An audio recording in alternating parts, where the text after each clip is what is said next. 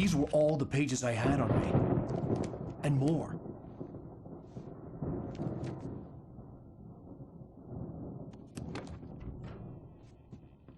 Alan, please. You're sliding back into the... Tell me one more lie and I'll shoot you in the face. Ah, well, it was worth a shot. Really, Wake, come on. Let's work together on this. You have no idea... Hartman, shut up! Barry, get out of here. I'll catch up with you. Get a car. Oh, Al, let's just... Go! Wake, listen to me. This is a mistake. Don't you see? Together we can create something absolutely wonderful. With your ability and mine.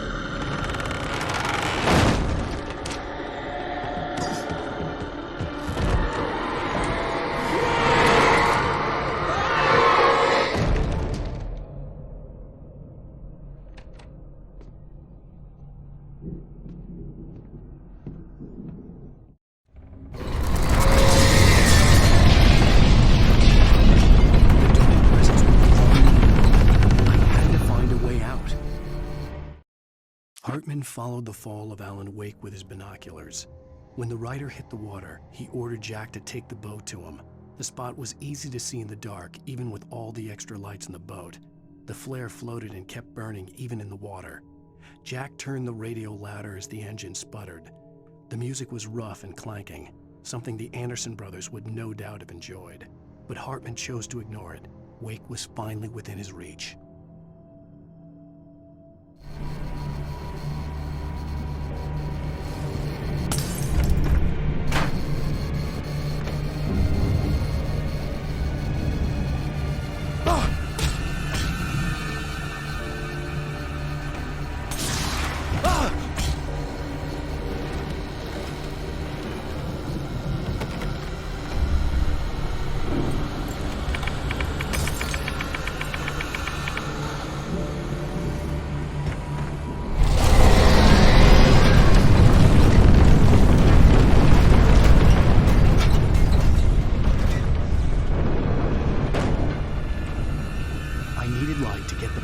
Bookshelves out of my way.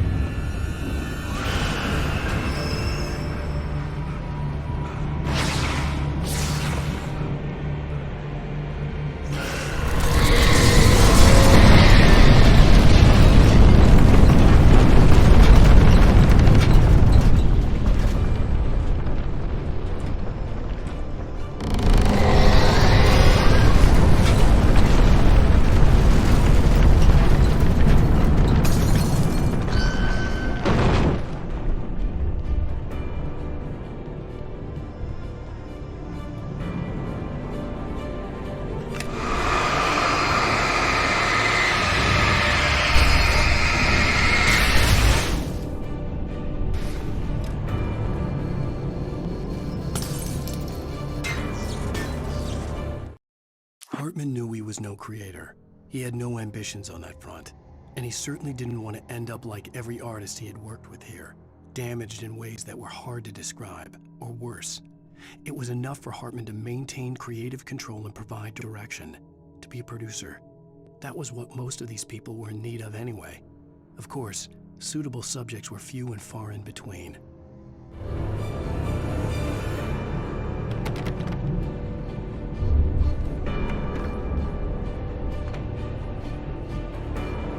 Most of us are filled with shadows, a shiver down your back, rings from the corner of your eye. You find it on purpose.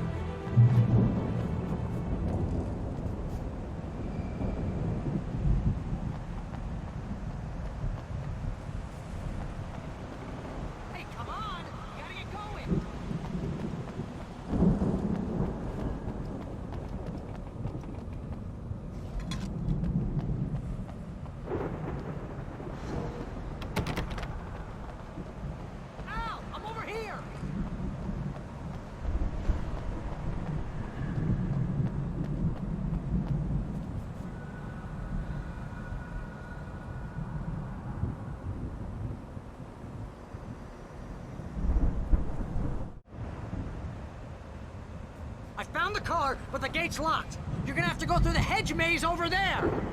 Barry, I don't have a light. Take this, Al. Oh, God! Look at the house, Al!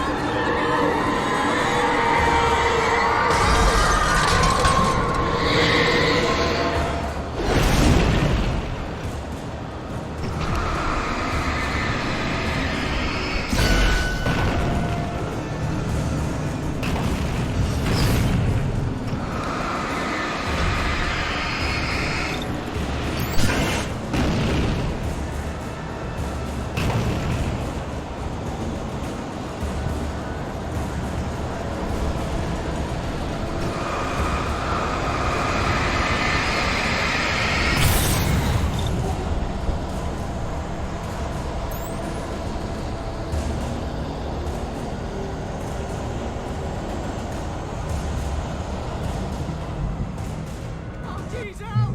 The house looks bad! Let's get out of here!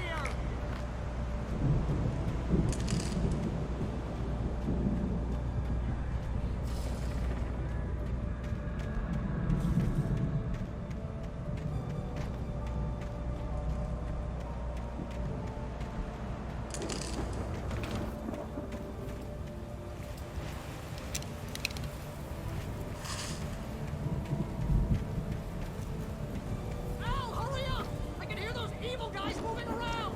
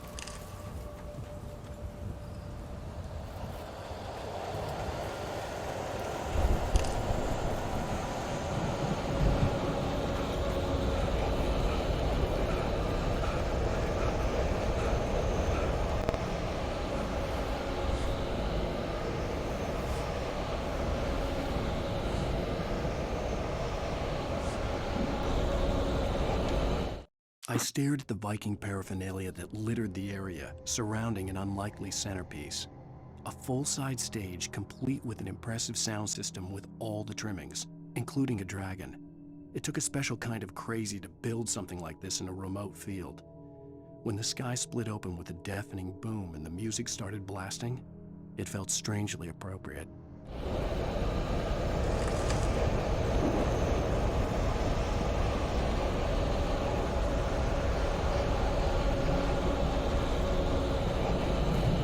Al, be careful!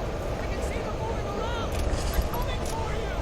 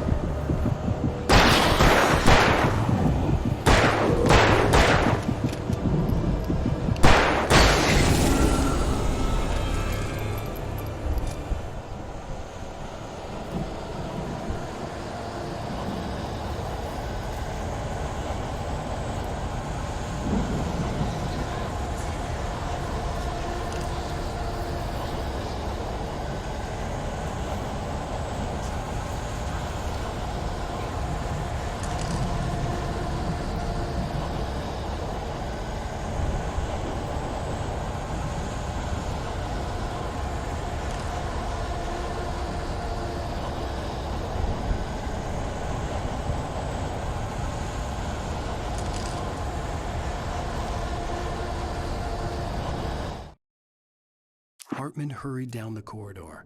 He had disliked leaving Wake when he was surely at his most susceptible to therapy. But this was not an ordinary storm. Wake had been writing, and he had woken something up in the depths of the lake. Now, it was coming for him. Hartman had naturally prepared for a situation like this. The idiot brothers would keep Wake distracted while Hartman double-checked everything, just to be sure.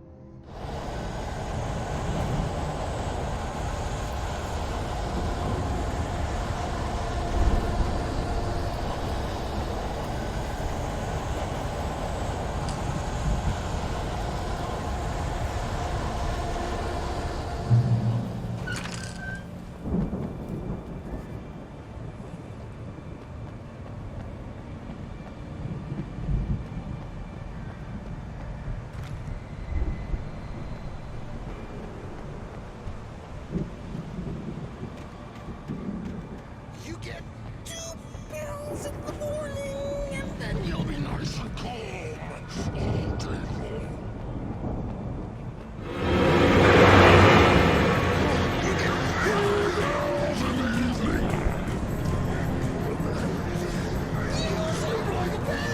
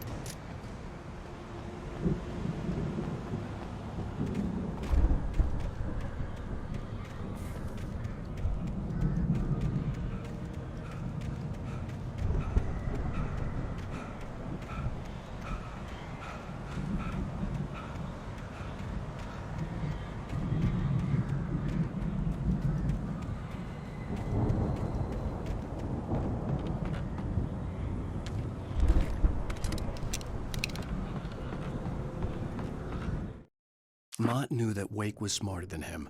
Wake had more money, a beautiful wife, everything. And Hartman said Wake was important. That made him better than Mott.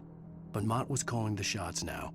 He'd expected Wake to whimper and grovel, but instead, he seemed willing to fight. Mott knew he'd gotten under Wake's skin. If only Mott actually had his wife. The thought made him shiver.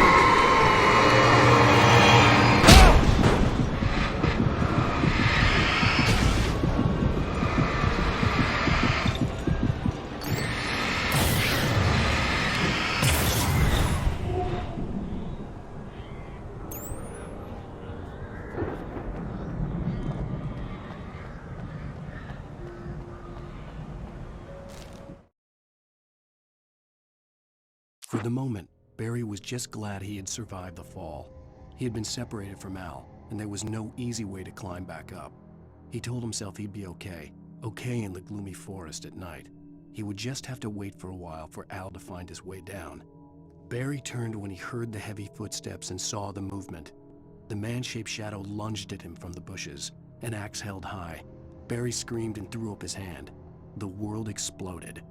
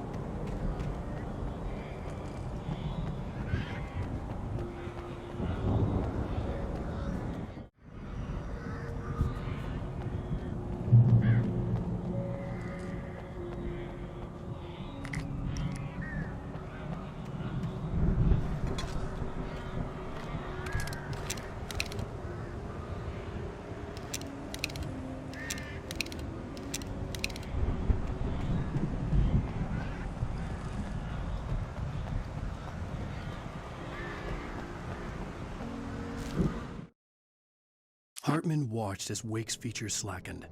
The man was bullheaded, no doubt. Even lying on the bed, he'd almost broken Hartman's nose the second time. But with a little time, he could break Wake down, give him proper direction. Wake was easily the most promising subject he had had. Well, since Tom, really. "Sleep well, Alan," Hartman whispered with a smile. "Let me take care of you." He sniffed hard to clear his throbbing nose, swallowed blood, and barely tasted it.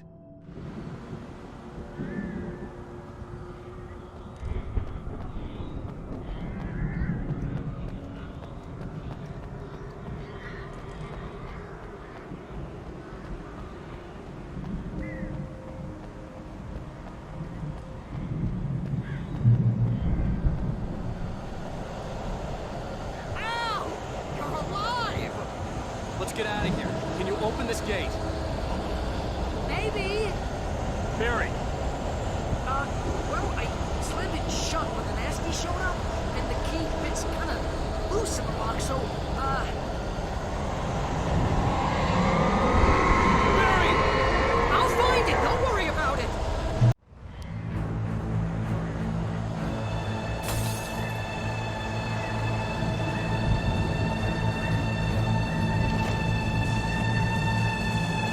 Hurry up, Barry! I'm on it! I'm on it!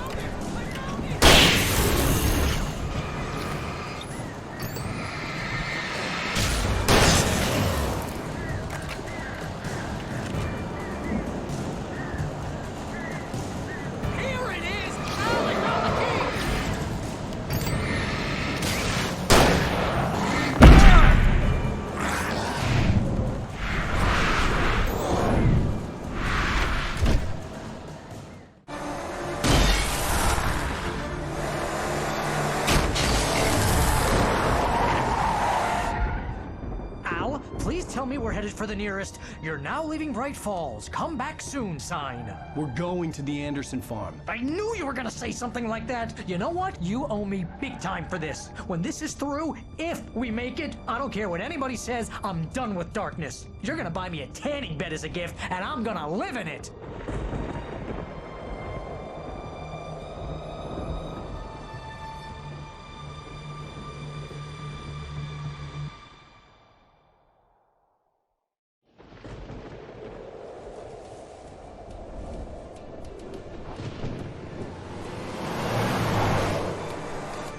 I'm crazy, but that's fine, Barry. Oh, you got that right, Al. You're barking mad. You are by far the But craziest. maybe that's inevitable when you deal with crazy stuff like this. It helps.